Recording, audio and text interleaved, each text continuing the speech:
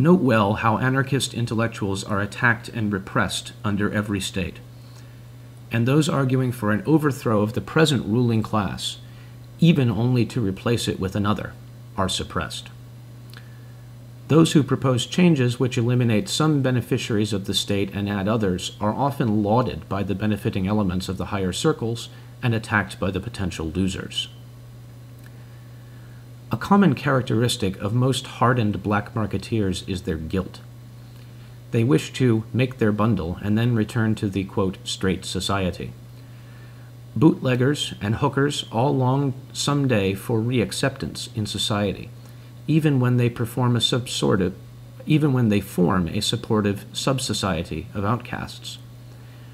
Yet there have been exceptions to this phenomenon of longing for acceptance.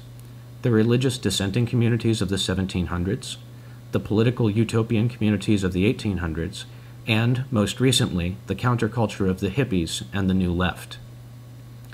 What they had was a conviction that their sub-society was superior to the rest of society.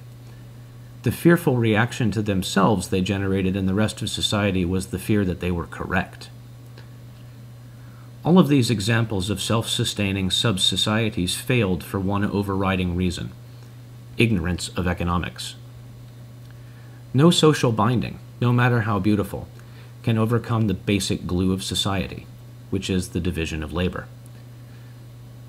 The anti-market commune defies the only enforceable law, the law of nature.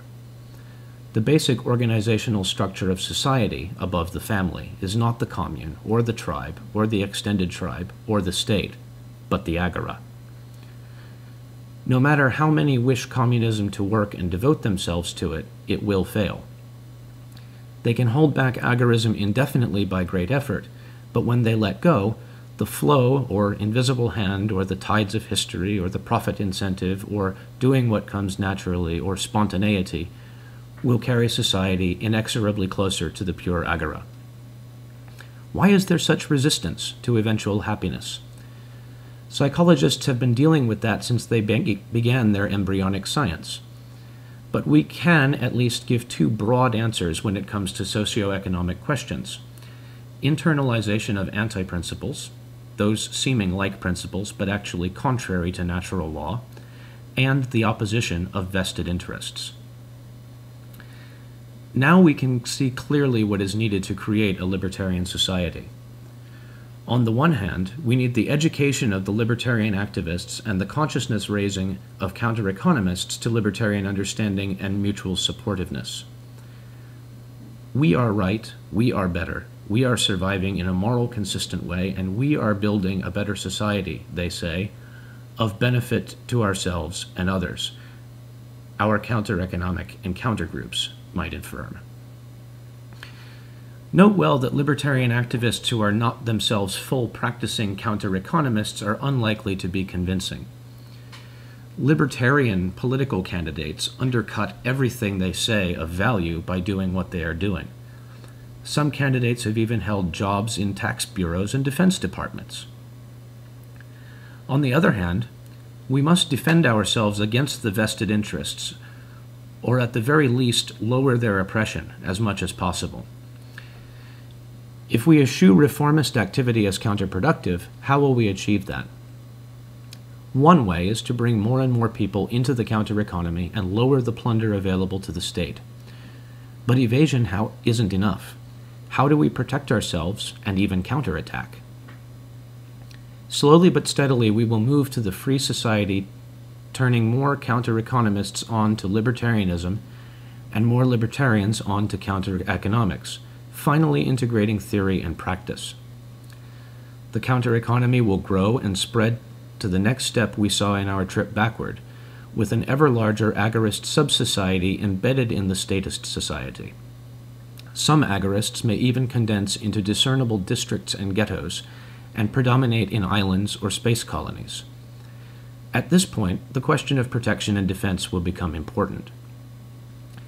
Using our agorist model from Chapter 2, we can see how the protection industry must evolve. Firstly, why do people engage in counter-economics with no protection? The payoff for the risk they take is greater than their expected loss. This statement is true, of course, for all economic activity, but for counter-economics it requires special emphasis. The fundamental principle of counter-economics is to trade risk for profit. The higher the expected profit, the greater the risk taken. Note that if risk is lowered, a lot more would be attempted and accomplished, surely an indicator that a free society is wealthier than an unfree one. Risk may be lowered by increasing care, precautions, security, and by trusting fewer persons of higher trustworthiness. The last indicates a high preference for dealing with fellow agorists and a strong economic incentive binding an agorist sub-society and an incentive to recruit or support recruitment. Counter-economic entrepreneurs have an incentive to provide better security devices, places of concealment, instructions to help evasion, and screen potential customers and suppliers for other counter-economic entrepreneurs.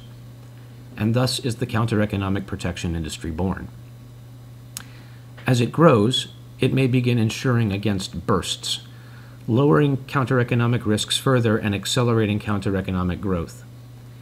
Then, it may provide lookouts and guarded areas of safekeeping with alarm systems and highly technological concealment mechanisms. Guards may be provided against real criminals, besides the state. Already, many residential, business, and even minority districts have private patrols, having given up on the state's alleged protection of property. Along the way, the risk of contract violation between counter-economic traders will be lowered by arbitration. Then, the protection agencies will start providing contract enforcement between agorists, although the greatest enforcer in the early stages will still be the state, to which each can turn the other into. Yet that act would quickly result in one's expulsion from agorist sub-society, so an internal enforcement mechanism will be valued.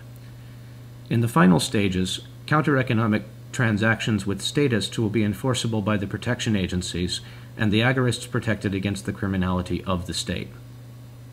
At this point, we have reached the final step before the achievement of a libertarian society. Society is divided between large agorist areas, inviolate, and statist sectors, and we stand on the brink of revolution.